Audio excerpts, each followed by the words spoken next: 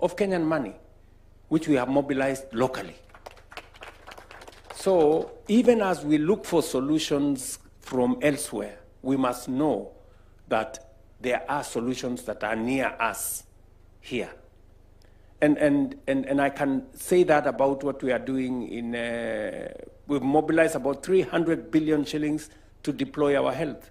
Again, local money, local solutions. We've rolled that out.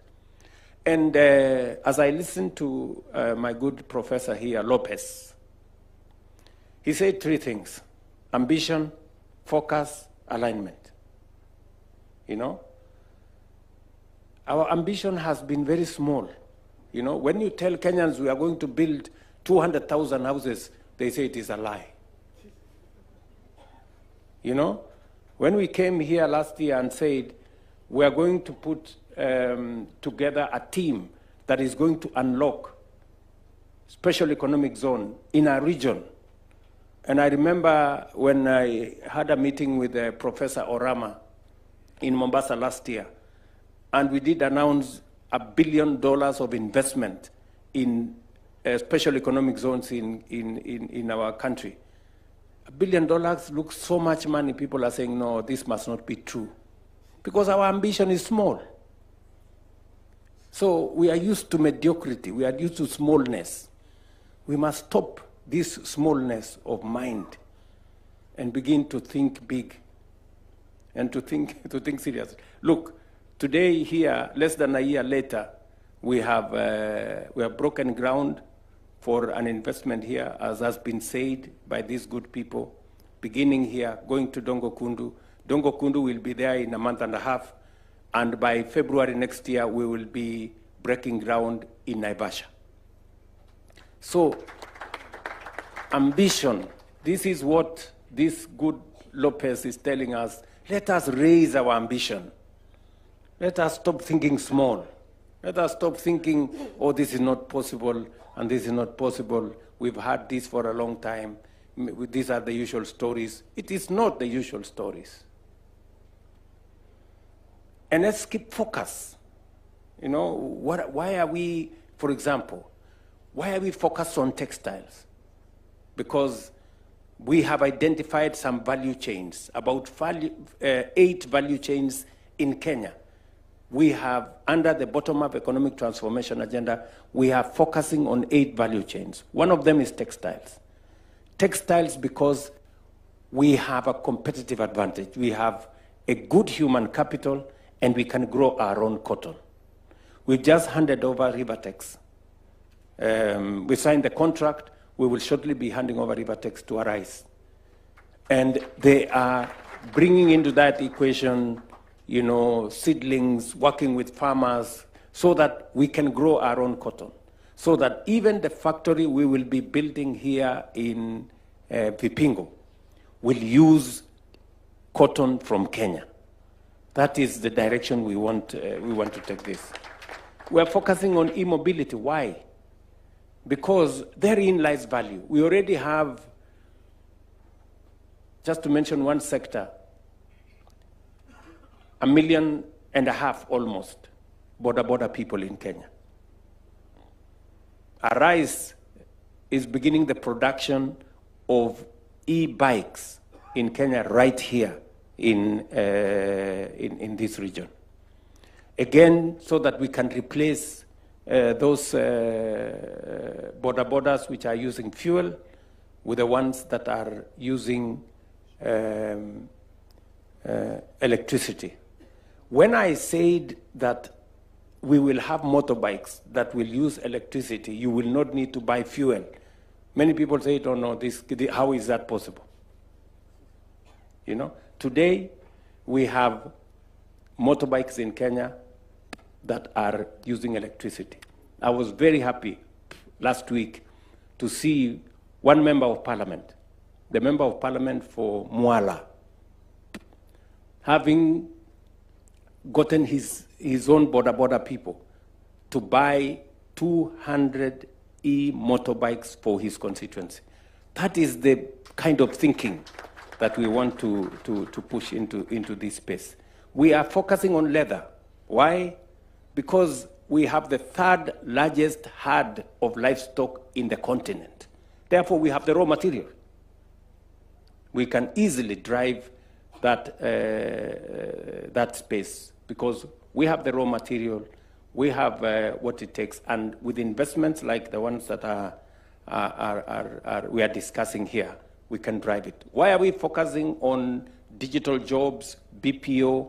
It's because we have a tech-savvy young population, educated, speaking good English, people who can drive that space. Again, that is why we are focusing on the BPO space, digital jobs. I'm just speaking to focus, you know, focus.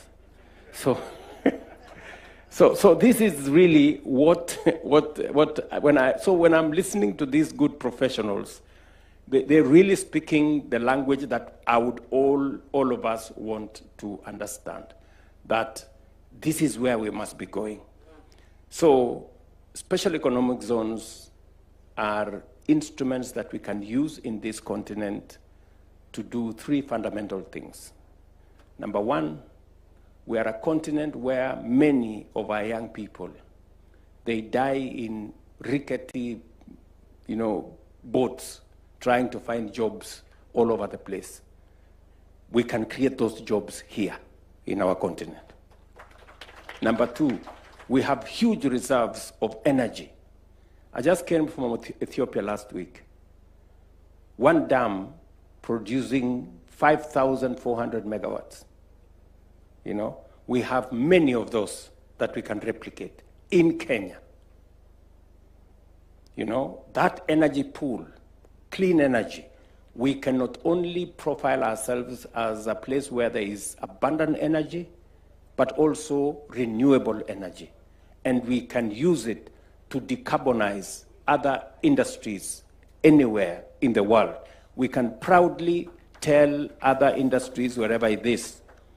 And that is what I am telling the investors I met this morning. I met investors from Linglong, the biggest tire manufacturers globally. They are here in this conference. They want to set up camp in Kenya. A $200 billion company want to find its way into Kenya. We're telling them they cannot only produce out of Kenya because we have the human capital, we have the fiscal and infrastructure capacity, but we can also supply them with clean, green energy.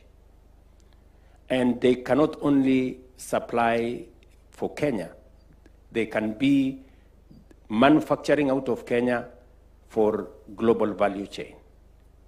We're telling the same to Foxconn. We just met again this morning, the largest technology manufacturer of technology phones and company. Again, they can manufacture out of Kenya. So we are saying that there is opportunity in our continent. You not only will help us create jobs, we have some of the best human capital. Number two, we have good energy. We are putting up good infrastructure. We are creating special economic zones. And much more importantly, Africa is going to be the place with the largest single market. So if you are looking for a good market for your products, you have had Africa Continental Free Trade Area and the infrastructure we are setting up around it to create one single market out of this continent, so that if you manufacture out of Vipingo or Dongokundu or Naivasha, your market is 1.4 billion people in this continent. And therefore, there cannot be a better place to set up your industry, your manufacturing facility. This is the place to do it.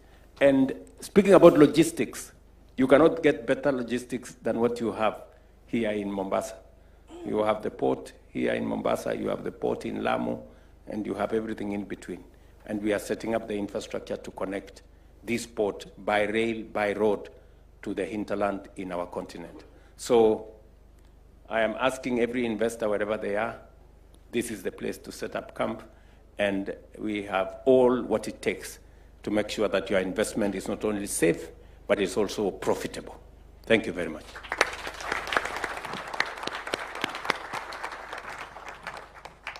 Thank you very much, Mr. President, dear panelists as well. Thank you for this brilliant panel, exciting panel. Please, let's put our hands together for a round of applause. Thank you. Thank you very much, Mr. President. Another round of applause for the panelists, and thank you for articulating those issues very, very clearly. And after such an engaging moment, let's take our seats kindly. Let's take our seats briefly. After such an engaging moment, there's not much to add, but allow me, Your Excellency, to invite the Governor, Kilifi, Honorable Mngaro, to just say thank you to all that have been in Kilifi this long, and also maybe to highlight areas in case you came with pounds, euros, and dollars, to ensure that you don't go back with them to your countries. Spend them here. Welcome, sir. After which you'll invite the Cabinet Secretary to invite His Excellency to officially pronounce the session closed. Welcome.